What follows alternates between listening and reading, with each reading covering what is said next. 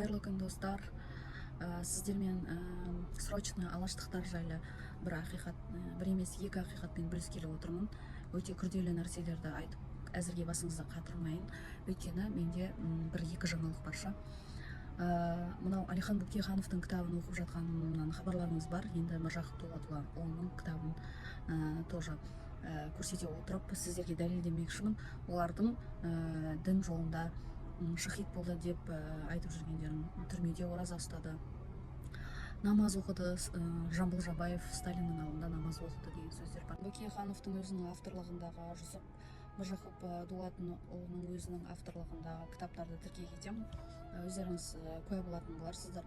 Өйткені Әлихан Бөкейхан партия ашқанда қоғамның, діннің фанаттары болып кеткенінен одан алыстау үшін, саясатпен айналысу үшін ұлт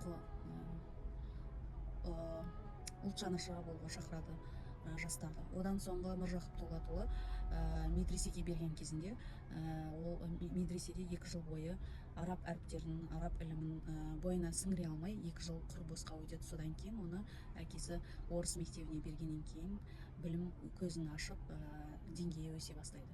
Осы жайлы ақпараттарды картинкада көрсете кетемін. Тағы да ары қарай разоблачение мифов жасай беретін боламыз, алаштықтар жайлы да, басқаларды жайлы. Мені бақылап жүріңіздер. Сау болыңыздар.